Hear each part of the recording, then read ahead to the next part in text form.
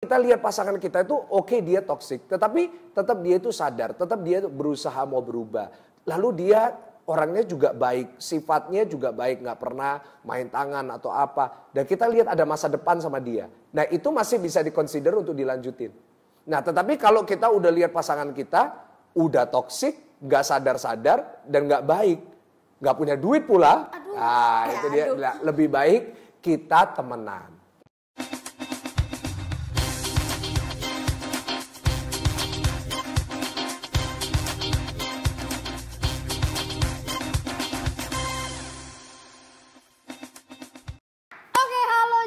Welcome back to Jiut Podcast. Nah, di podcast kali ini kita akan membahas tentang jatuh cinta atau bangun cinta. Nah, kebetulan nih aku lagi berada di hubungan yang toksik. Nah, gimana sih cara biar aku tidak terjebak di dalam hubungan yang toksik? Nggak lama-lama lagi kita panggil aja narasumber yang keren banget. Panutan kita semua, panutan anak-anak muda yang fansnya itu banyak-banyak di mana-mana. Di seluruh dunia fansnya. Kita sambut Pastor Michael Gunawan. Oke. Puji Tuhan. Ya. Thank you for inviting. Thank you Yes, udah you're welcome. diundang di podcast kali ini. Nah, karena aku sama Pastor Michael ini kita agak bestie ya. Iya. Bestie. Nah, ini mohon maaf, ini enaknya dipanggil Ko atau Pastor ya? Panggil Ko aja. Panggil Ko aja. Oke ya, kita panggil Ko Michael. Ya. Nah, apa kabar sih Ko Michael? Hari-hari ini lagi sibuk apa aja? Selalu luar biasa, hari-hari ini lagi sibuk ngurus anak. Ya yang pasti jadi gembala, tetapi sekarang kesibukannya nambah. Punya anak, Tiffany Abby Gunawan. Wah, Tuhan Yesus dahsyat ya. Amin. Ko Michael. Kayak doa pagi aja ya kan Tuhan Yesus Iya, dahsyat. ketik di live chat Tuhan Yesus dahsyat. Oke. Nah, ngomong-ngomong nih Pastor, jadi Ya. aku tuh lagi resah Iya. gitu ya. Jadi aku tuh lagi berada di hubungan yang toksik. Bukannya baru putus. Nah, bicara tentang dating nih, Pastor Ya. Michael. Pasti kan diawali dengan sebuah PDKT, suka dulu nih kita, gitu, terus sayang, terusan jadi cinta. Iya. Nah, menurutnya Pastor Michael tuh cinta tuh apa sih sebenarnya?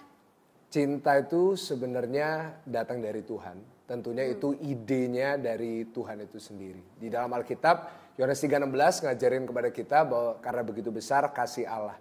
Nah jadi kasih itu, cinta itu berasalnya dari Tuhan. Nah jadi kalau kita mau mengerti apa itu cinta yang sebenarnya, nah kita harus belajar dari Tuhan. Seperti itu.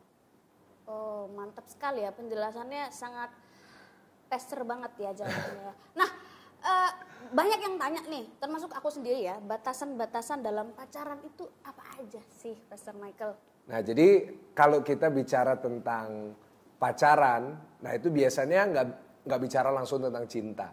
Nah ya tadi lupa Ko Mike jelasin adalah cinta itu sebenarnya dibagi jadi empat.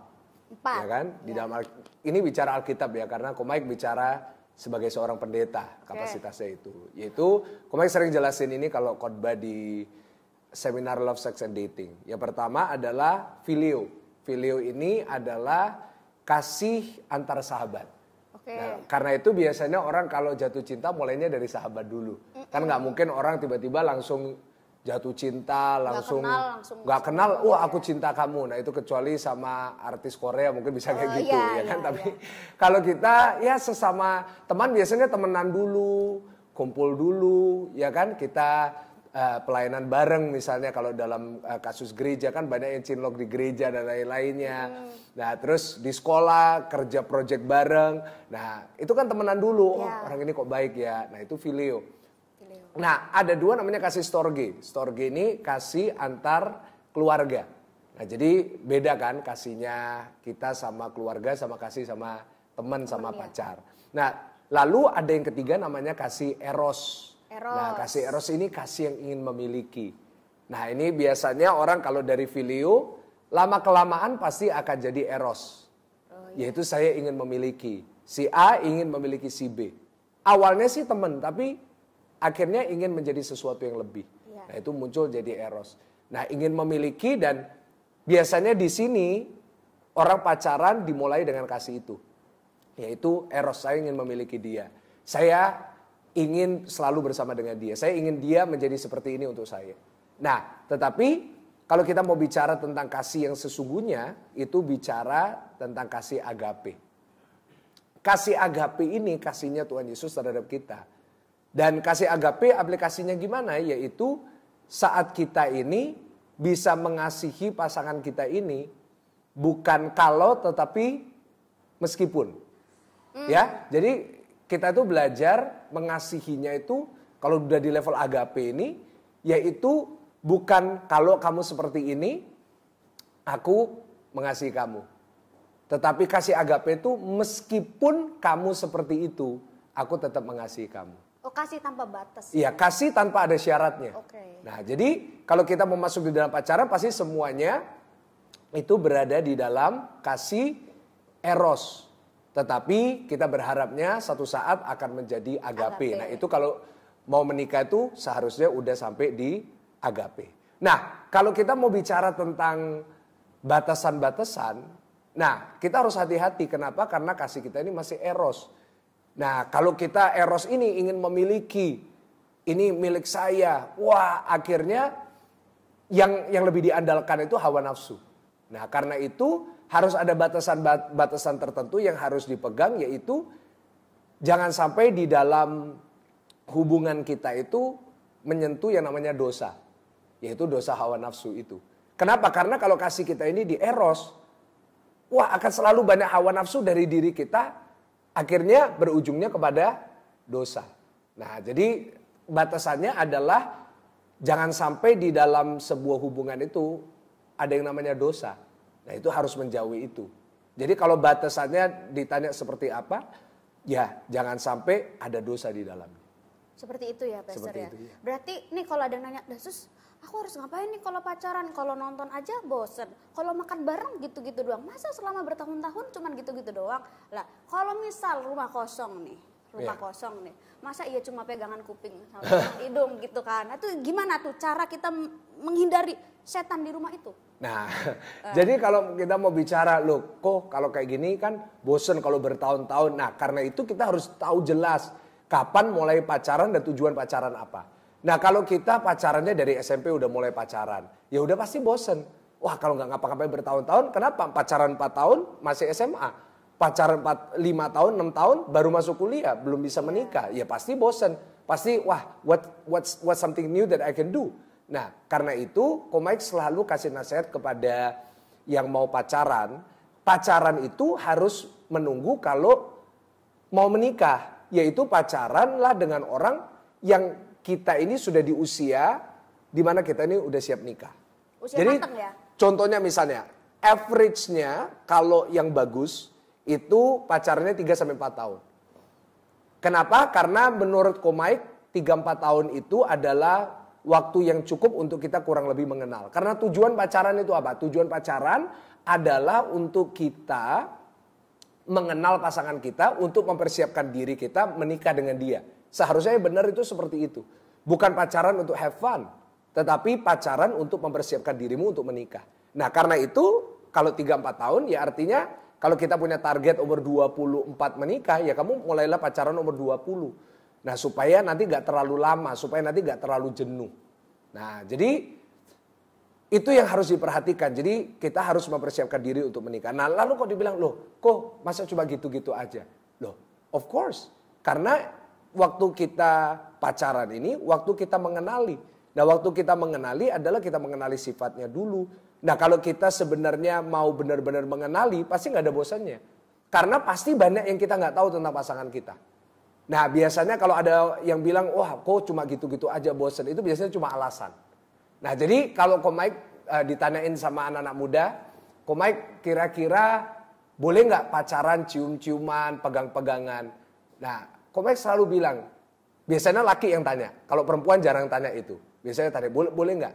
Saya bilang kayak gini, kalau kamu berani ngelakuin itu di depan papanya yang cewek, berarti itu boleh. Nah, kalau kamu di depan papanya cewek, berani nggak kamu cium-cium? Kan nggak berani.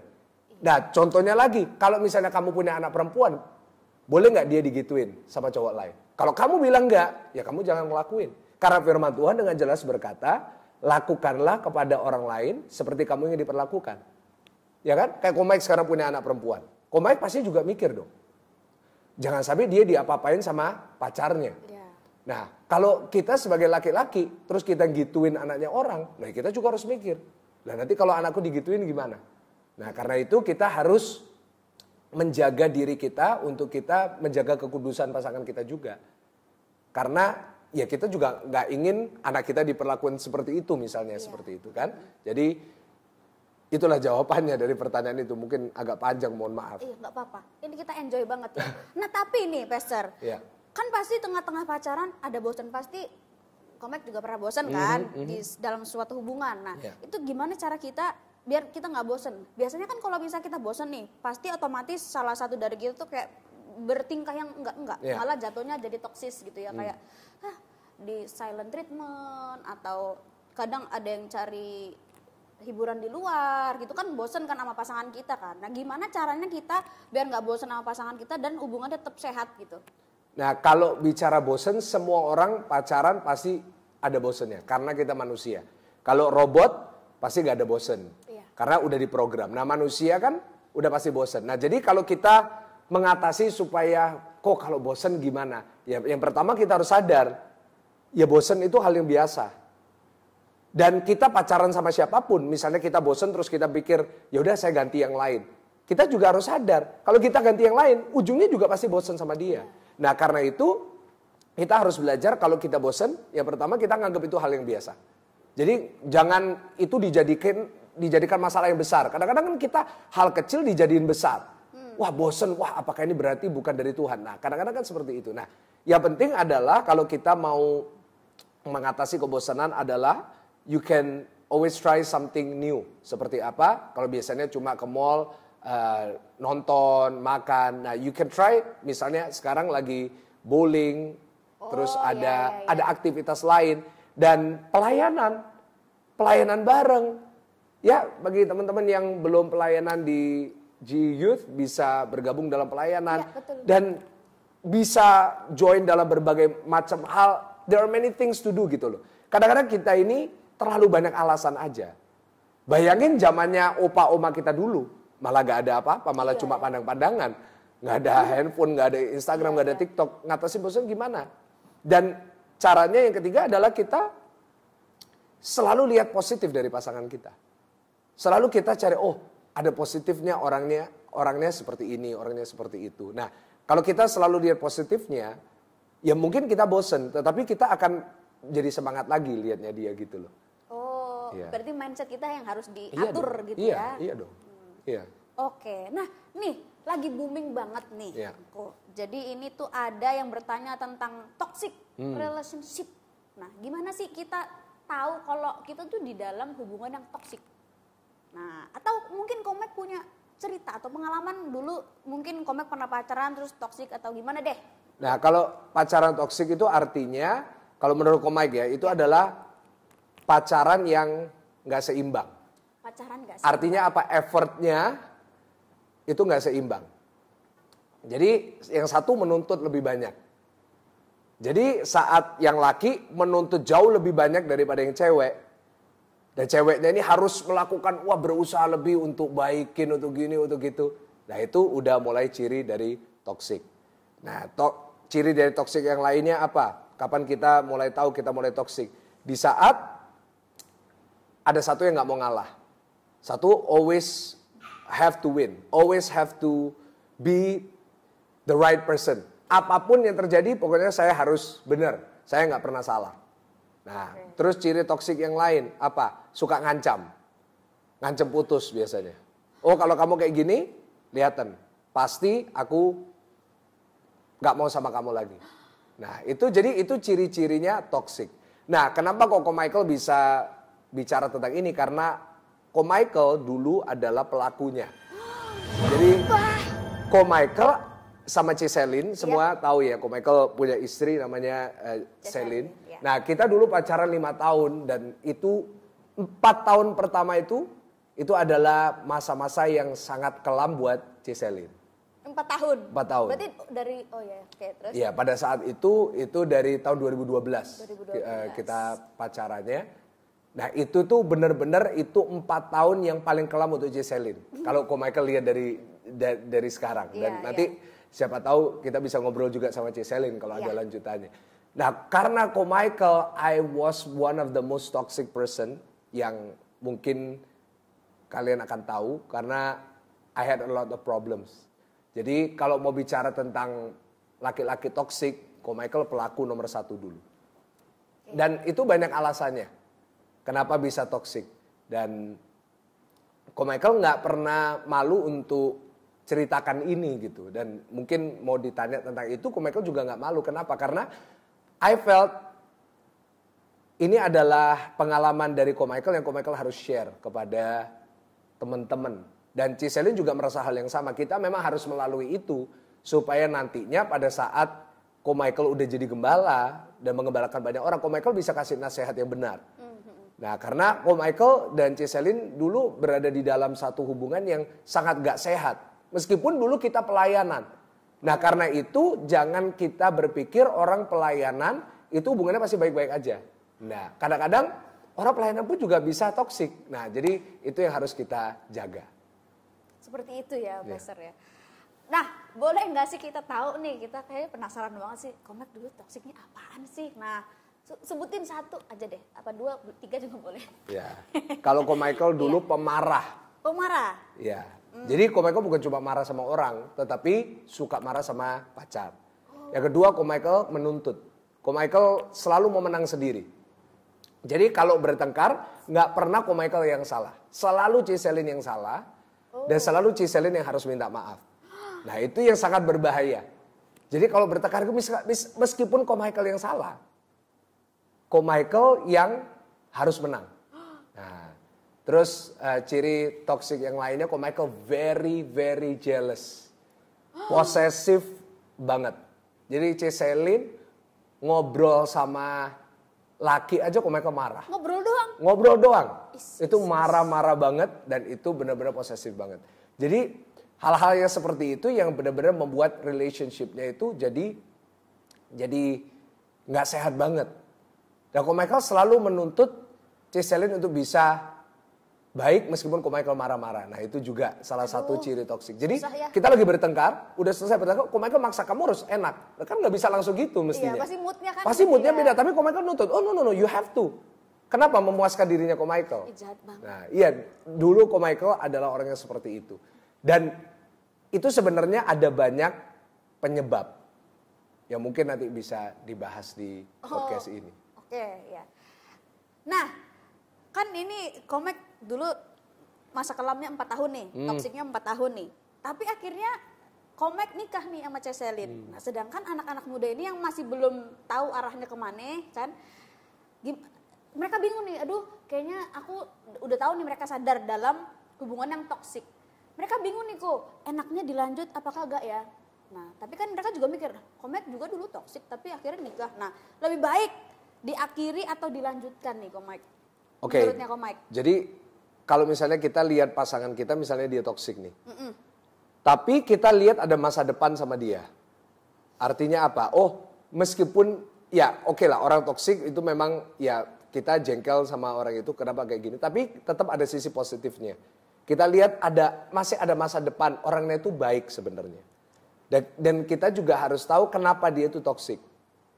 Dan kita melihat apakah dia ada bibit-bibit untuk mau berubah atau enggak. Nah contohnya kayak Ko Michael. Ko Michael ini dari pengalamannya Giselle cerita ya. Kenapa Ko Michael kan dulu pernah tanya, kenapa kok kamu mau nikah sama aku padahal aku seperti itu. Mau bertahan. Nah Giselle lihat bahwa Ko Michael ini meskipun kayak gitu, tapi Ko Michael ini tetap orangnya baik, pekerja keras. Lalu Ko Michael ini mau berubah. Meskipun Ko Michael toksik, tapi Ko Michael tetap pada akhirnya sadar dan mau minta maaf. Meskipun itu diulang terus, tetapi tetap ada kesadaran. Nah jadi kalau kita lihat pasangan kita itu oke, dia toksik, tetapi tetap dia itu sadar, tetap dia berusaha mau berubah. Lalu dia orangnya juga baik, sifatnya juga baik, nggak pernah main tangan atau apa. Dan kita lihat ada masa depan sama dia. Nah itu masih bisa dikonsider untuk dilanjutin. Nah tetapi kalau kita udah lihat pasangan kita udah toksik, nggak sadar-sadar dan nggak baik, nggak punya duit pula. Itu dia lebih baik kita temenan. Kita akhiri Ya, ya? kita ya temenan, Oh, ya kan? temenan, oke. Kita temenan aja, nanti dilihat ke depan kayak gimana. Kalau jodoh pasti Bertemu. ya udah seperti itu. Ko, tapi aku heran nih Ko. Ya. Kok bisa sih orang-orang tuh tapi kan setiap pacaran aku baca-baca, aku lihat ya, searching-searching itu sebenarnya semua hubungan tuh toksik sebenarnya. Cuman radarnya aja, kadarnya aja itu Ya. lebih rendah apa lebih tinggi. Nah, kok bisa sih orang tuh toksik itu? Mungkin ada penyebabnya, mungkin di masa lalu atau trauma atau makanya dia jadi toksik gitu. Nah, setiap relationship yang toksik pasti itu ada penyebabnya. Dan semua relationship pasti toksik. Kenapa? Itu benar sekali. Karena pacaran ini antara dua orang yang dia mencoba untuk mengenali pasangannya, tapi dia juga lagi mencoba untuk mengenali dirinya. Jadi dia lagi melakukan two things at a time. Nah, ini hal yang nggak gampang, ya kan? Jadi contohnya kayak Michael sekarang menjadi seorang papa, Iya. ya kan? Kan banyak anak-anak muda sekarang bukan masalah toksik dengan pacarnya aja, tapi toksik sama orang tua. Iya. Wah, orang tuaku kok kayak gini ya, orang tuaku, papaku kok kayak gini, mamaku kok kayak gini. Loh, kita harus ngerti satu hal, kayak Michael hari ini mengerti. Michael sebagai papa, I'm not a father. Dan Michael sadar bahwa this is the first time I'm a father gitu. Kan Michael belum pernah jadi papa. Michael pertama kali jadi papa, tapi sambil membesarkan Tiffany. Nah, jadi kita harus sadar orang tua kita juga gitu. Waktu dulu papa kita lagi besarin kita, itu juga pertama kalinya dia jadi papa. Iya. Dia juga nggak punya pengalaman dan mungkin dia juga nggak punya contoh yang baik dari papanya. Nah, misalnya papanya nggak perhatian, mungkin dia nggak pernah dapat perhatian dari papanya dan ini pertama kali dia menjadi seorang papa. Nah, itu yang harus kita ngerti. Nah, sama seperti juga kita pacaran. Loh, pacar kita ini juga mungkin dia pertama kali pacaran atau mungkin berada di pacaran yang sebelum-sebelumnya yang gagal. Nah, itu menyebabkan dia belum pernah menjalani hubungan yang sehat. Sehingga ya dia trying to figure it out. Dia lagi mencoba untuk menjadi pacar yang baik tapi belum nemu caranya. Nah, karena itu kalau kita pacaran ya pasti toksik. Kenapa? Dua-duanya ini lagi dalam pencarian, dalam pembelajaran. Dan semuanya orang-orang punya sifat toksik yang berbeda-beda. Kenapa? Karena semua orang punya luka yang berbeda-beda. Punya bagasi yang berbeda-beda lah. Benar. Istilahnya memasuki di dalam hubungan itu. Contohnya ada yang pacaran tapi sama mantannya juga pernah pacaran itu diselingkuhin. Nah, kalau seseorang masuk di dalam di dalam pacaran dan dia bawa bagasi itu, nah itu sangat berbahaya. Itu yang membuat seseorang akhirnya jadi posesif. Karena dia nggak mau apa yang terjadi di hubungan sebelumnya terjadi di hubungannya sekarang. Berarti luka lama. Jadi luka lama dia misalnya nih, Michael dulu pernah diselingkuhin.